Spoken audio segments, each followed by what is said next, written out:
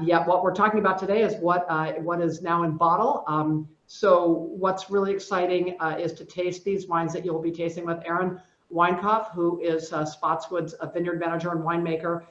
He is responsible for all the wines on the table today, so the 2010 through the 2018, and with enough time, we'll also give a quick preview of the 19. And having Lisa here is truly an honor. First of all, this never would have been possible before because she didn't live close by, but she has been a part of our Napa Valley community now, she and her family, for a number of years. And we're so glad that she's here because she gets to really get to know Napa Valley through actually being here on the ground, and we're excited about that. But to be able to share these wines with her and to share them with you is a great honor. So Lisa, thank you for joining us. Aron, please come in. It is time for you to take over, and I will let all of you enjoy tasting our 2010 through 2018 Spottswoode Cabernet Sauvignon. So thank you so much.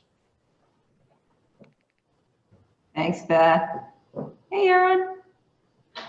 Hi, Lisa. Pretty funny having just sat down with you in another room here about 30 minutes ago. Yep. Looking through all these. It's not quite the professional hockey beard, but it's still a little bit of a harvest scruff. Yes, yes. You're coming just to the end of harvest now, are you? Yep. Today was officially the very last the last pick. This was something, as Beth had said, we had finished picking off the estate vineyard about a week ago. Just before, well, now it's what, the Friday night before the glass fire started. But we had left one row of our estate out there as a trial, just to kind of see how it evolved on vine after having gone through what it had. Originally, we were expecting to kind of analyze what it would be like with less smoke in the air, and now, of course, we're doing the opposite. So.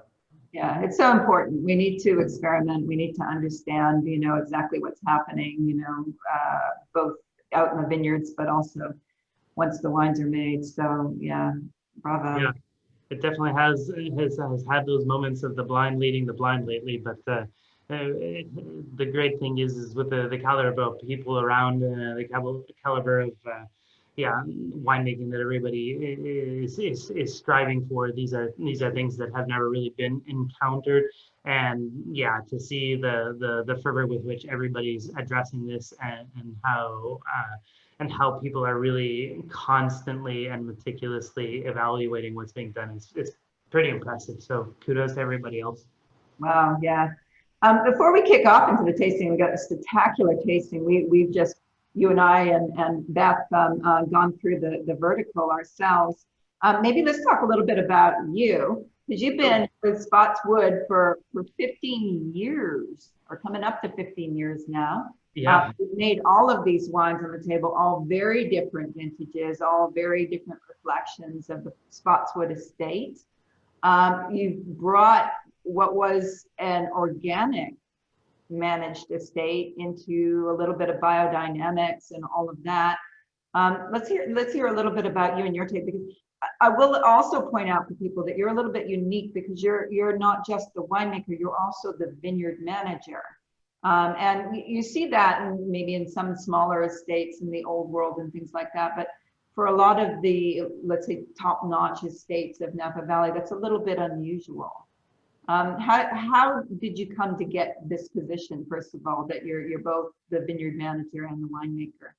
Well, that specifically, I think, has been really something that Beth and her mom brought to the estate. It was something I think more than, well, not necessarily more than, but when Tony first started making the wines for Spottswoode, he brought such a philosophical perspective to what he was doing that he immediately said, I want to have some direction in what's going on in the vineyard. These are the things that I perceive, and these are the things that we kind of need to do. And obviously, I mean, it was him that brought in organics to Spottswoode. It was Tony that brought in our trellising system, and so much of what I have always worked with as just kind of part of our infrastructure in a sense. And then, of course, I have had the good fortune of having those that, of course, came after him and before me that had very similar roles of having very big roles in the vineyard management and also being winemakers. And of course, Rosemary and Jen were, were people that were the two ladies that I worked with that were very much mentors and were always just so awesome in sharing their thoughts and perspectives on things. So I was able to take, of course, all of the good fortune and experiences that they had shared with me and bring that to where I am now. I started, of course, as assistant winemaker underneath Jen back in 2006. And yes, soon thereafter took over as vineyard manager and then eventually took over as winemaker. And so all of those experiences have just continued to feed a lot of my perspective on things. And yeah, when I started here as assistant, I remember even on the application, it was, what was your objective? And then my objective was to go somewhere that I didn't have to go anywhere else for a long time, because the things you learn and the ability to see the evolution from one vintage to another, to see how as one block is planted, how it evolves from year 3 to year 5 to year 7 is something that it's priceless for me. It's awesome. So I try to take all of that with a grain of salt, and of course have my own little spins and biases, of course, that I bring to it. And yeah, you mentioned biodynamics. Of course, yes, biodynamics was something that I kind of brought into it, but not from a dogmatic perspective, and it certainly hasn't been dogmatic in any ways in how it's affected us and how it affects our management.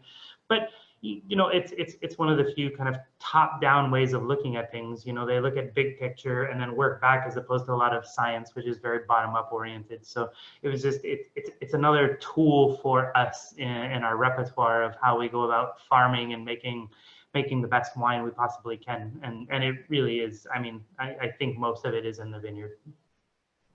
I agree. I think that brings us neatly into looking at the first vintages. I was actually thinking we've almost got kind of a bell curve here, don't we? Because we start off with cool years and then we sort of work our way up to warmer years and then we come back down to cooler years. Yep. So it's kind of fun.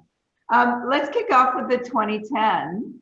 2010, a relatively cool vintage for Napa Valley. And one, we were talking earlier when we were looking at the 18, which of course was a slightly cooler vintage. I wouldn't say it was a cold vintage by any stretch of the imagination. It was a moderate vintage. But it does seem to bring out some of the perfume and nuances and even more of that minerality of Spottswoode. And I think that's exactly what we're seeing in this 2010 now, 10 years on, all of that sort of beautiful perfume coming out and those little fine nuances in and amongst the richness of the fruit. Yeah, in 2010 such a juxtaposition kind of characteristics, because it was, at most stages of the game, it was one of the coolest vintages we had in 20 years. But then it, of course, became earmarked by 3 very significant heat spikes that were so radically different from the rest of the cool vintage that it actually took crop away. I mean, it literally caused clusters to collapse.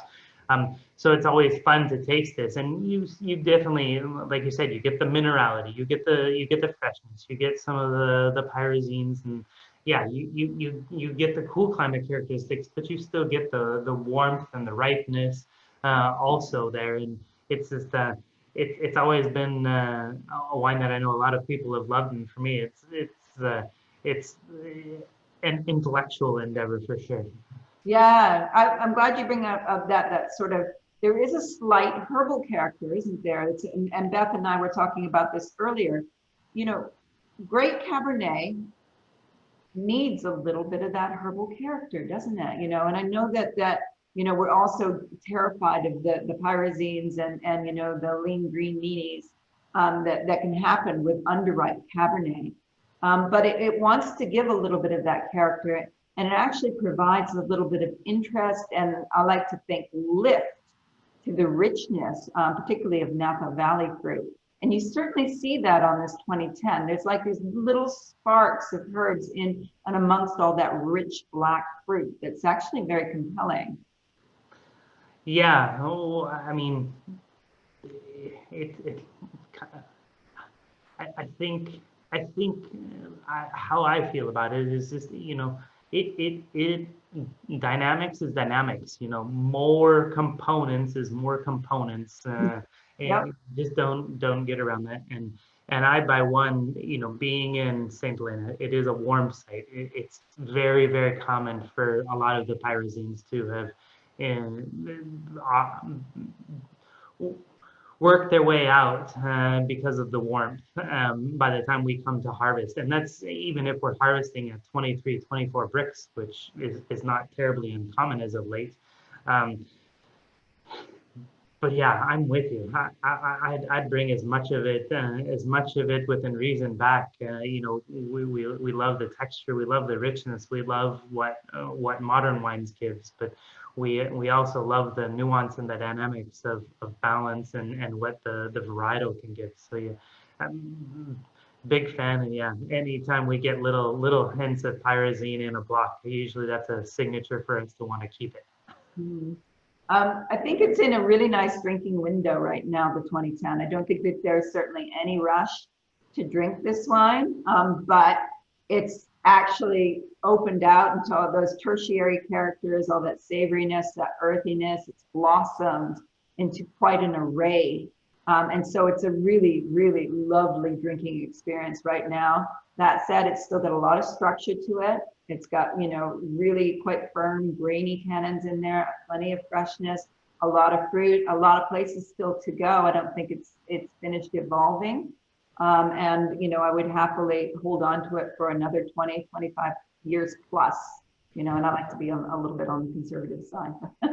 But we don't want you guys to hold on to this for 20 or 25 years. Drink it and drink some more. Very nice. And we can move on to the 2011 now.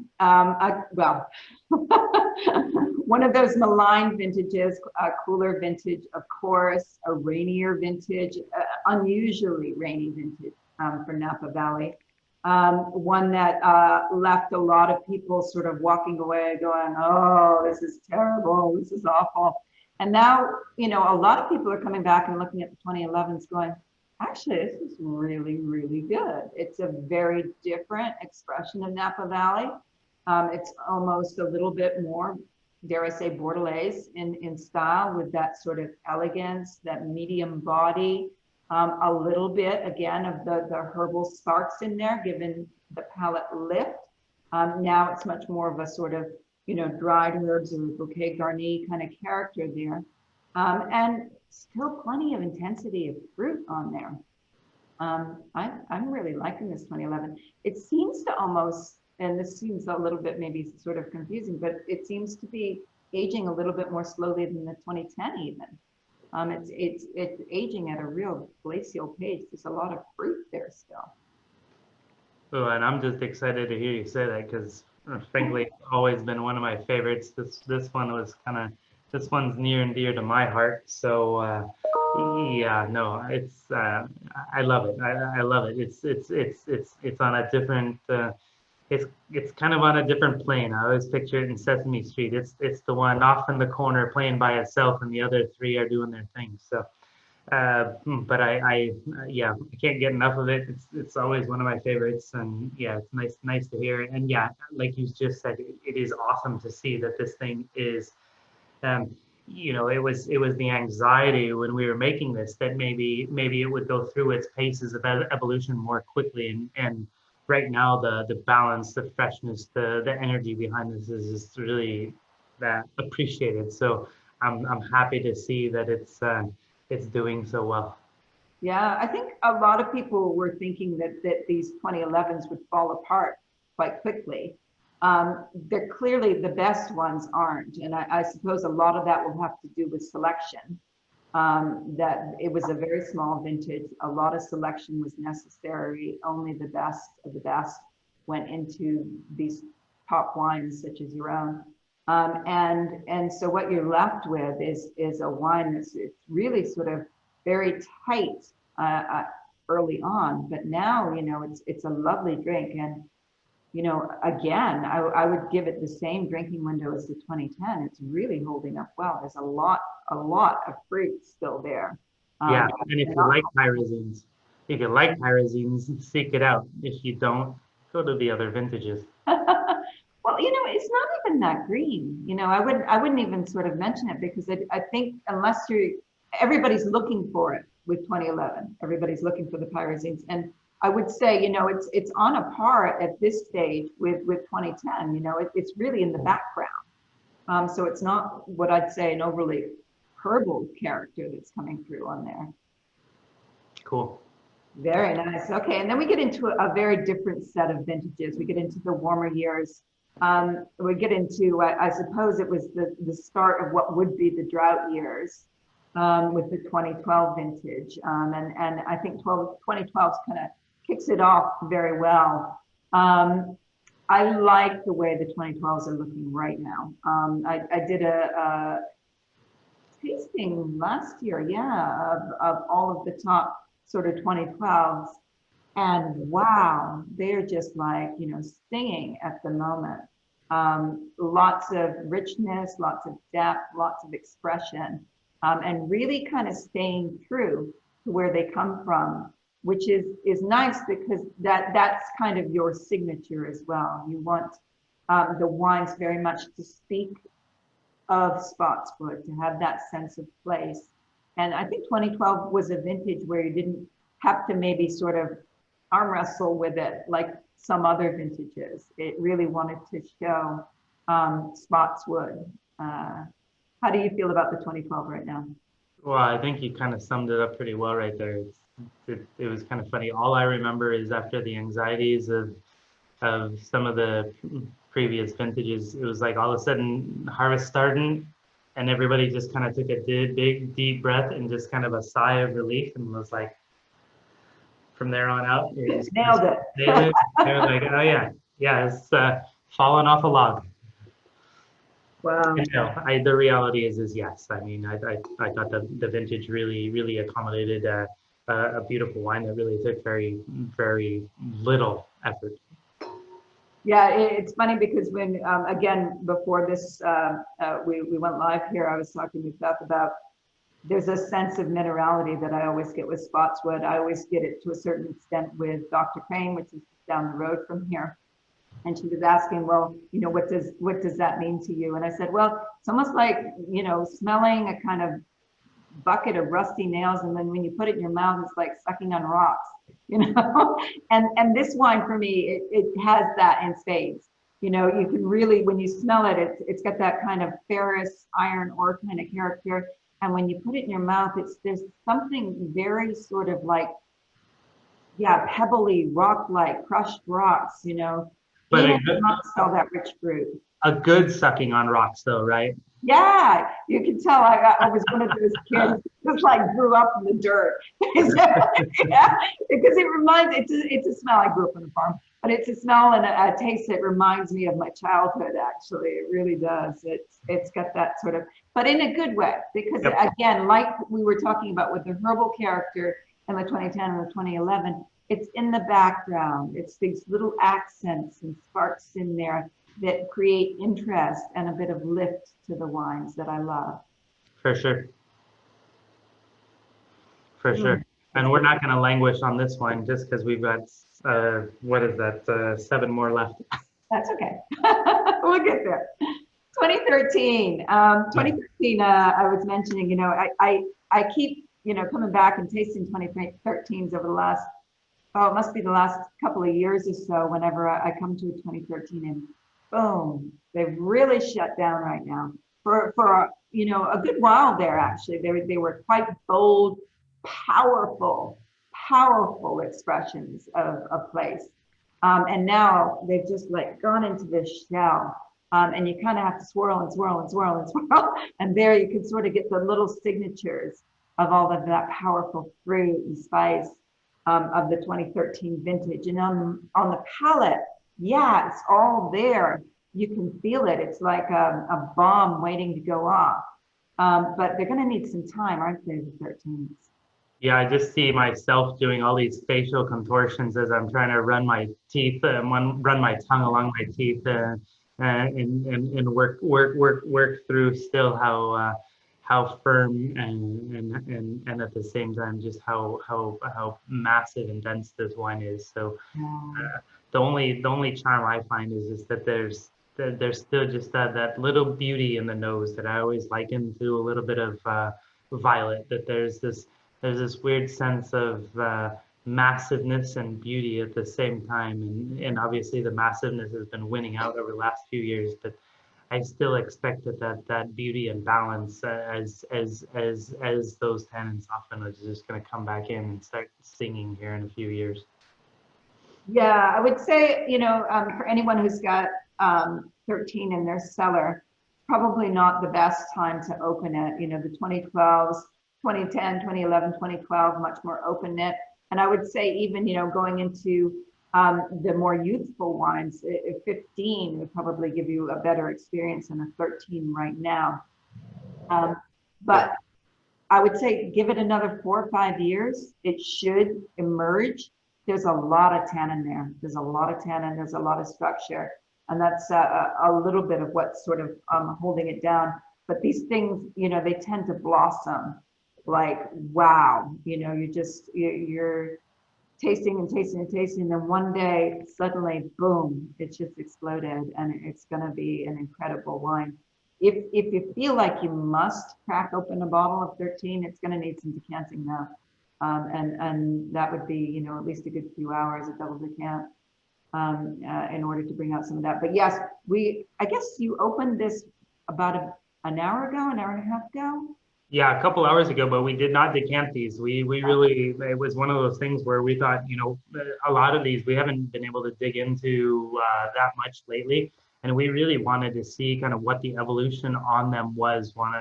You learn on our end is we're trying to, convey some sort of best practice to our customers, to the consumer. It's really awesome to be able to sit and watch these evolve. And this is one of those wines, like you just said, decanted, double decanted, do it hours beforehand if you can. And at the same time, if you're alone or it's just, a couple of you, this is one where you can open up, have a glass, open it up the next day, have another glass, open it up day 3 and have another glass. If you can have the self-discipline to hold steady to that pattern. He's being really too optimistic. Yeah, exactly. But it's so cool to watch and see how these things evolve. But it's funny because it's showing a lot more than it was when we first opened this and first looked at it. And where you mentioned that Violet's character, I can absolutely see that now. It's starting to emerge from that sort of core of powerful black fruit there. Yep. And starting to look really, really pretty. But yes, it's going to need either, a good few more years in bottle or a very, very good, vigorous decant over time. Yep. 2014, an interesting vintage, more of a structured vintage, I suppose. One that's a little bit elusive, I think, to try and describe or capture it. Maybe more of a restrained kind of vintage in terms of the aromatics, particularly coming in between 2013 and 2015, which, were power and opulence or flamboyance, and 14 is much sort of earthy and restrained, with all of that beautiful fruit still, but it's got its own signature to it, and maybe just a little bit more of the sturdier structure in the mouth there. Yeah, for sure. And then I know I would, when we were tasting these just a little while ago together, it's a thing that's always amazed me about 14, because I always honestly thought it would just be just kind of pleasant, easy to approach, so giving, and it's always had just such a beautiful structure in a vintage that was really, it was fairly high yields, and so this was not necessarily the wine that I expected to be the most structured and to have the durability, the longevity, and just, I'm always impressed by this wine, and this is a wine that I love showing to people because it has so many cool things to show, whether it's the richness that the Napa can provide, the structure that Cab and California Cab can provide, or the dynamics that I think Spottswoode can provide. One of the things that's coming through on this one an hour later is this really lovely purity to the fruit. Really sort of almost like, fresh black currants, fresh blackberries, really well defined, which is nice when you've got, maybe there's a more sort of a melange on the other wines. This one's just like really sort of laser sharp purity to it. It's really impressive. Yeah, we always got to kick the guys at Winehouse in San Francisco would always call it just Spottsberry. Oh, yeah. Cool. Okay, on to 15. I love 15.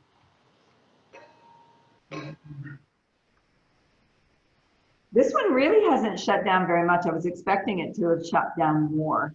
It's still like really opulent, flamboyant, got all of the spices, floral notes. It's really sort of just, wow. It's almost like you kind of want to faint just smelling it. There's so much going on there. It's funny for me just because this was a wine. It's funny how you get stuck with these first impressions, or this was the start of a first of a series of very challenging harvests, because right around the time we were getting ready to pick, we were hit with a 10-day heat spell that honestly I didn't know whether it was gonna just kill off the vines or what exactly it was gonna do, and it was one of those things where managing through that, there was always this kind of apprehension and this reluctance to think that it was going to be so amazing. And the reality is with time, I feel like I've been able to appreciate it more and more, because like you said, it has all of the herbaceousness, but not herbaceousness like green, dried herbs, all of the savory components, just beautiful fruit, beautiful nuance, beautiful richness. And it was something that, I was always, I think, reluctant to kind of see there, because I was always expecting it to fade, because I knew how challenging and how hot it had been. Yeah, it's a little bit like, I guess, with 2011's the extreme example. You never can second guess Mother Nature and what's actually going to be there in the grapes. What I love about 15 is that there just seems to be so many layers. You've got red, black, and blue fruit all beside each other. It's like the fruit has all of these different stages of ripening in one. And as you say, a little bit of savory herbal character, lots of floral notes, lots of spices. It's just so much going on in this wine. And, it's what we refer to as complexity. It's just all of these layers. And yet there's this wonderful freshness in there as well that kind of almost is counterintuitive to those levels of ripeness too. Well, I can tell you, I'm so excited to hear you say that, because for me, every single vintage, knowing that we're in a very warm site. I mean, St. Helena typically is one of the two warmest sites, and so much of what we do, whether it be how we trellis, how we manage the vineyard, etc., is about trying to bring about restraint and balance to what is a warm site. And so to hear you say that, just kind of makes me all warm and tingly inside. I said it earlier when I was talking about the 12, that it almost makes itself. These things don't. The amount of work that goes into the vineyard management and the effort that my team puts in on a yearly basis really is just, for me, so awesome. And when I see the fact that we're still able to preserve freshness and beauty in a warm and challenging vintage like 15 and successive vintages, that for me is such an awesome achievement. So it's nice to hear that. So thank you. Absolutely. And then coming into 16, I was kind of, I tasted the 15 and I thought, well, where can they go from here, And then 16, I think took us all by surprise, because by then I had been, tasting the barrel samples of the 16, and the 16s didn't really want to give away very much from barrel.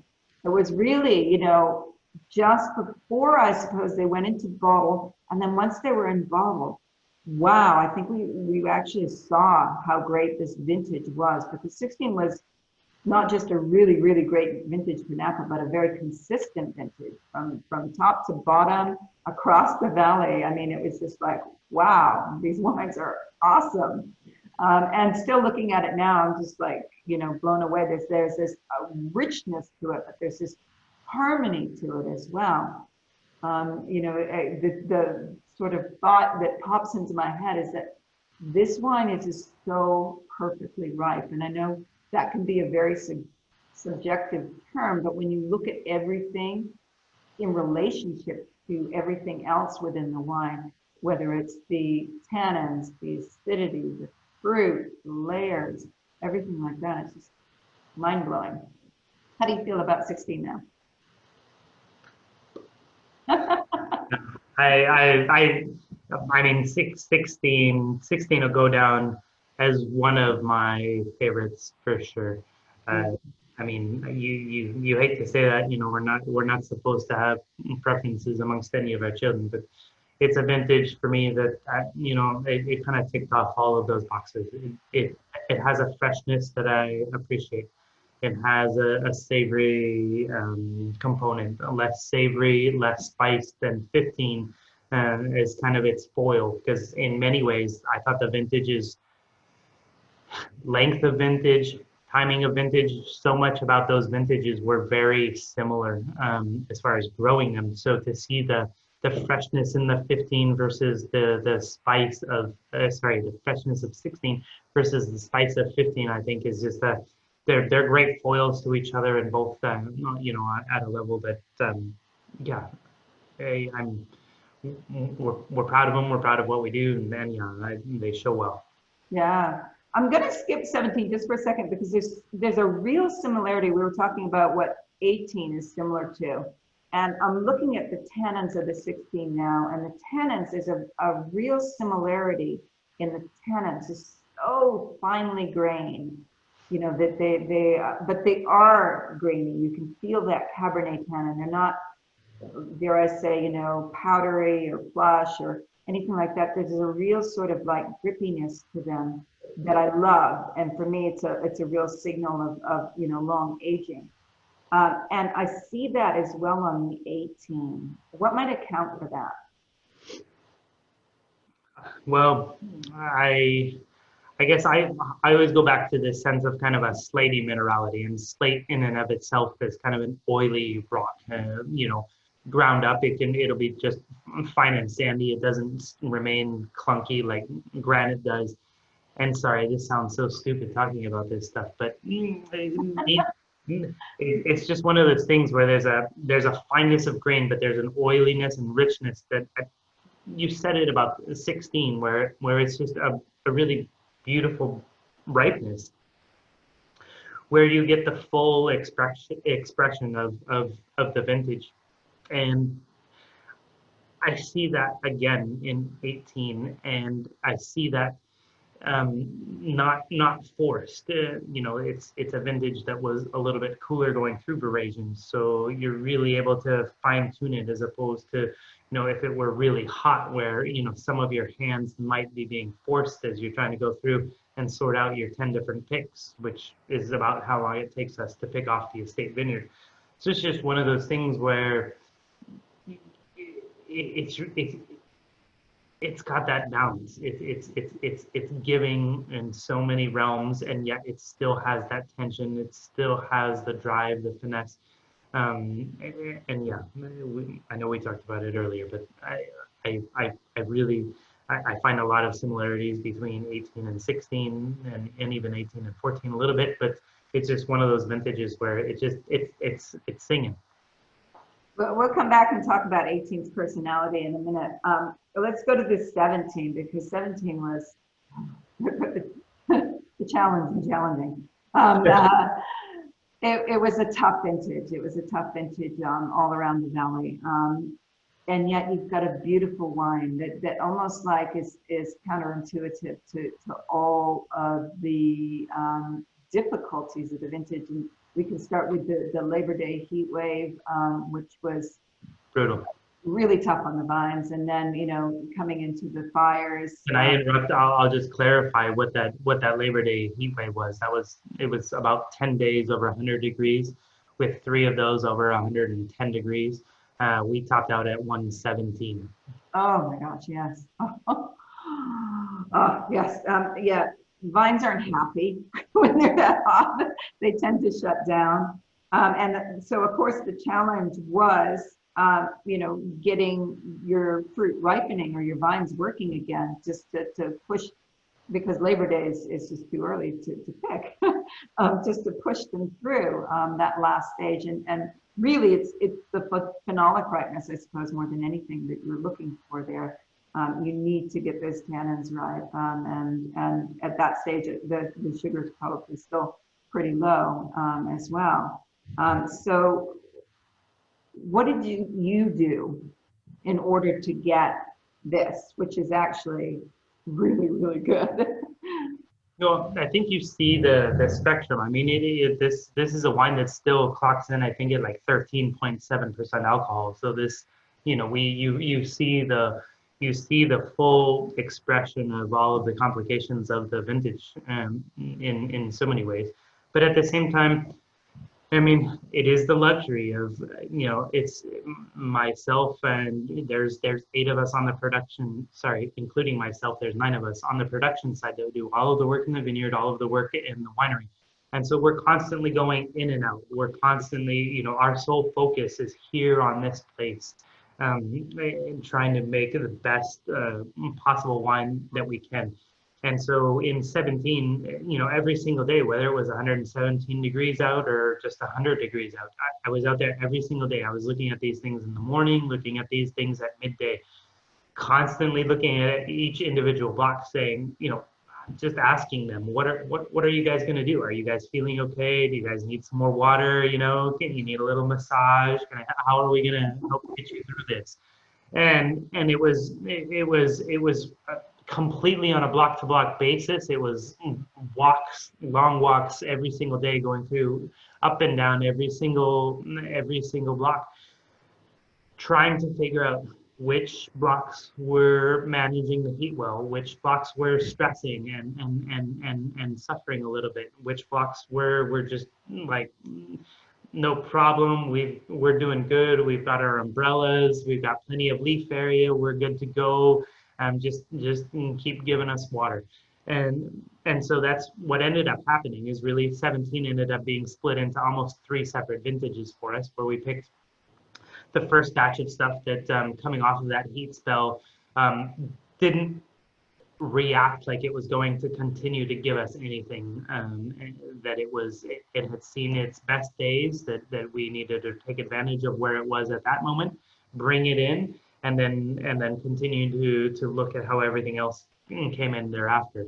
The second pick was about 1/3 of the vineyard that did really well going through the first heat spell. It never started really accumulating sugar anymore, but it never suffered. And so it was able to get about almost another 3 weeks of actual hang time on the vineyard to bring about a little bit more ripeness. And then, of course, then the final third of the pick was stuff that actually hung out, was able to start after about 3 weeks, start producing sugar again and continue its evolution in the vine. And the fascinating thing is for us on the blending side, you may think that maybe all of this blend ended up being just from that last third, or maybe those last 2/3. The reality was that was not the case. There were components of each of those that really contributed to making this such a beautiful wine and a beautiful expression that still represents the vintage, represents all of those different components, and of course represents our style and our attention to detail and our effort as we're blending these things up. So did you have any fruit still hanging during the fires? No, we happened to be really lucky. I mean, obviously, we had already picked off 2/3 of the vineyards a week before those fires even started. And we had about 6 blocks that were hanging out, and it took us about 3 days to finish picking those up. And our very last pick was the Saturday before the Sunday that the fire started. So they came in, and that was the real surreal thing to it, and something that honestly helped us this year. The first 2/3 had more or less, it had already been through peak fermentation. It didn't need a whole lot of babying in the winery. So those were able to sit in the winery without electricity and without a lot of the things normally we would need to progress. And then that last third was sitting in there and just got a longer cold soak than we would normally give. And so it was just, it was very serendipitous that we were able to get it all timed so well. Even though we were without electricity for 4 days, what we had on the 2 different spectrums of the fermentations was really able to progress in still a very normal way as soon as electricity came back on, as soon as the fires worked their way through, and as soon as we were ready to roll again. Wow. Yeah. All right, we're going to move to questions in just a second. I'm just going to say very briefly, this 2018 is looking pretty amazing. I mean, the real reason that I'm here is actually to taste your 2018, to take a little preview look at your 2019 barrel samples. But 2018, pretty amazing vintage. A cooler year, but not cold by any stretch of the imagination. No rain spells. Well, we did get a little few sprinkles at one stage, but it was nothing to even comment on. Just a nice, long, even hang time, producing what I'm seeing, because I'm tasting a lot of 2018s right now, a very different style of Napa Valley, and a very different expression of Napa Valley. And I think part of that has to do with viticulture, winemaking, and newfound freedom, I suppose, from a lot of winemakers to be able to express fully and embrace not just the sense of place, but also the vineyards that are coming through. I'm going to give you 3 words to say how you feel about 2018, and then we're going to move to questions. 3 words. Oh. Fresh, rich, loving it. Sorry. Loving it. You trapped me. I love it. Thank you, Aron. No, thank you, Lisa. Can you pull up the questions there? I guess I could pull up. Yeah, no, I've got one here, and this one was specifically for you, and it just said, given the wide variety of cabs you taste all over the valley, what 2 or 3 characteristics do you think epitomize Spottswoode versus some of the others you taste? Yeah, it's almost it kind of defies, you know, as Aron was explaining, this is one of the warmer sites here in the whole of Napa Valley. It's very warm up here. On that Labor Day weekend, it got to 117 here. I remember it because I actually came up to St. Helena on that Labor, it was the Sunday before the Labor Day, the Monday, and it was 117 degrees. So it was very hot. But you know, the wines are anything but. I mean, it's almost like it's hard to wrap your head around that, because what you've got is a certain sense of generosity, yes, a certain sense of richness, but there is this freshness to Spottswoode. And like I was saying, it's a little bit of a similarity with what I see with Dr. Crane just down the road here. That freshness, that minerality, with all of that intensity, maybe intensity more so than concentration and weight. There's an ability here to get this level of flavor and phenolic ripeness at what seems to be, you know, less weight than maybe other areas. And I don't know why that is.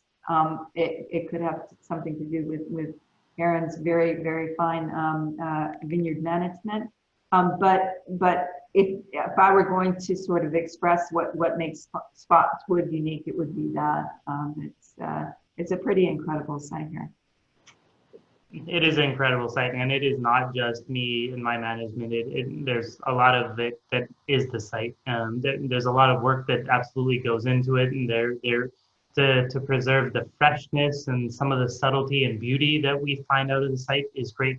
But really, what makes kind of this part of the bench and this part of the valley special is just a balance to it, and it's a very powerful soil early on. It is a lot of components that go into it. These are fairly deep but still well drained because we are right at the start of the bench, so this is large rock, large gravel, subsurface that creates that depth and energy that I think is great. We won't go into that more. I'll go through some of these quickly. Is Spottswoode Estate 100% cab? No, it's not. We also have about 1 acre of Petit Verdot and about 3.5 acres of Cabernet Franc planted. That usually translates into us using a relatively similar portion in the sense that we're usually 3 to 5% Petit Verdot. We're usually kind of in that 4 to 10% Cabernet Franc and kind of 85% Cabernet Sauvignon on a pretty consistent basis. I mean, that goes up by percentage points every year, but that's it. Let's see here. Question for Lisa: are you going to post new reviews of these from this tasting on WA? You can answer that however you want. Yes. The reviews on the 2018 and the 2019 barrel samples, I'm producing the first part of my Napa Valley 2018 report, and the 2019s at the end of this month, the end of October. I'm also going to write up the vertical here because I just think, I've done a lot of these wines before, but I think it's really nice for people to see how they're tracking as well. So yes. No, and that's awesome. And it's also one of the things that we do in our vertical tastings. We try to publish our own feedback and input on these wines on the website so that people know kind of where these things are at in their cellaring process, because we do try to make a wine that's of its place, of its vintage, and don't expect them to all age exactly the same. So feedback's there, they're constantly changing. Here's a question: what do pyrazines offer to tasting? Is it best to try to avoid the bell pepper nuisance in any wine?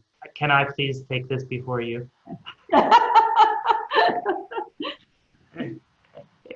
Bell pepper, if all it is bell pepper, might be a nuisance. But for me, there are a spectrum of pyrazine characteristics. Bell pepper, in addition to so many other things, bell pepper as it ages, all of these components of what we think about as pyrazines really can be flat out beautiful. And for me, they are nuances. They are components that if they're not there, they're not there. So if you have them, they are another layer of dynamics that I'd love everybody to enjoy.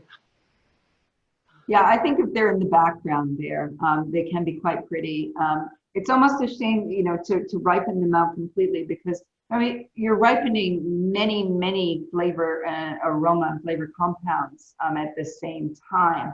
And they all have their different sort of curves where they peak in terms of how much of them that are present in grapes, and then they start to drop off. And so, when you're ripening one thing out, you might be also, getting rid of other things. And what we're looking for is the optimum flavor ripeness, where you get lots of different aroma and flavor compounds existing in a kind of harmony with a nice fruit core there. So I like a little bit of that pyrazine character in the background quite often, and it can be a trade-off trying to ripen it out completely. Yep. Here, a couple more questions that I can answer quickly. How old are the estate vines? The first big replanting that we had to do was 1991. That was unfortunately because a lot of it was just succumbing to phylloxera. So those are the oldest. Those are the oldest vines here on the estate. Bricks on the 2010 were probably like 24.5 to about 27. Most of the stuff that was really damaged following those heat spells raised up and shriveled off But there was definitely still a spectrum, and it really just boiled down to how well we were able to sort. The goal would be to sort out as much of the overripe stuff as possible. Let's see here. How do you store an open bottle for drinking on night 2 or 3? Do you keep it at room temp? Do you use the vacuum tool? So I gotta. I'll save you from answering this one, but yes, you do whatever you want. The reality is if you like them warm, they're going to be more volatile. They're going to show everything. The closet doors are going to be wide open. So if you like it, great. Throw it in the refrigerator. That'll cool it down. That slows down all of the process. The vacuum on a wine that has a lot of restraint is just going to help it open up, or sorry, the vacuum is going to hold it tight. So if you want it to open up, no, just let it breathe. Learn from it. As you watch these wines, they'll tell you exactly what's going on. Here's one for you, Lisa, that should be fun. Would Lisa compare 14 to 15 when she is done as far as which is more approachable? I get some pyrazine on the 14 and find the 15 much softer and approachable of my plate of 13, 14, and 15. Yep, I agree with you. I think the 15 right now is actually more approachable, even though it's the younger wine. We don't know how long that will be for. The 15s for now, I haven't seen have gone into that mute phase that we were talking about before, like the 13s, and they're just like really, really sort of singing at the moment. And so I'm quite happy, to pop all of that open right now. The 14s, I still think are a little bit closed. I think that, they are in that kind of clumsy stage where they can just, show off a little bit of the pyrazines and all the fruits kind of trapped in there. Again, with some decanting, this 14 is opened right up. With now about an hour and a half. Yeah, and it's really just the fruit is at the forefront now. So either a good long decant, or keep the 14, I would say, in the cellar for another 3-4 years, and drink the 15s until they do start to shut down.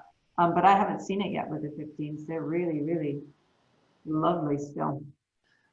Here's one quick one that I feel like we just have. I'll give some honest feedback for is how does the 2020 situation look for the Cabernet Sauvignon? Some other wineries were forced to skip the vintage.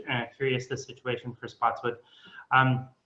The reality was yes, there's certainly been smoke in the air, but it was coming in from very far away up until the glass fire. We picked off the estate vineyard before the glass fire. We've finished about 2/3 of the fermentations and are feeling very optimistic. We'll still do analysis because there can be some bound components that might be hard to determine, but by no means are we ready to give up on the vintage. And there's so many great things that can still be about this vintage despite all of the unbelievable challenges to it. And of course, our sympathies always go out to those who have lost, homes and workplaces. It's been sad, and it's hit closer to our community than ever before. But at the same time, I can't help but always just try to be looking forward. So we're pushing forward. We've brought in all of our estate fruit except for one row that we had left out for trials, and pushing forward with every intent to make a wine that is right in line with our efforts and meticulous attention to detail that we always have, and uncompromising effort to make something of great quality. So that's where we're at, and we're pushing forward, and at the same time just trying to make sure everybody's healthy and keep our own crew, and then reach out to neighbors and help them out if need be, though it seems like there's not always a lot to do. Good. Well, I think that kind of brings us towards the end. I was just going to add to your comments and saying, look, I'm not judging anything until it, lands on my tasting table. I think, keeping an open mind about what's possible out there. I know that there are some areas that were hit harder than others, during this period in 2020. And so really, we just have to wait and see, wait and see what the results are. Trying to sort of second guess Mother Nature. Yep. Well, Awesome. that's fantastic. Thank you so much, Aron. That was No, wonderful. And thank you for the opportunity to taste these wines again. Lisa, thank you for everything, and thank you everyone for joining us for this last hour. We always appreciate sharing what we're doing. We're blessed to have such a professional opinion and such a capable woman here joining us, and can't thank her enough for everything she contributes to our education, to the industry, and yeah, it's been awesome. So thank you. Thanks, Aron. And thanks, Beth. I know you're in the background there somewhere. Thank you. It's great to see everyone. Thanks for joining. Bye.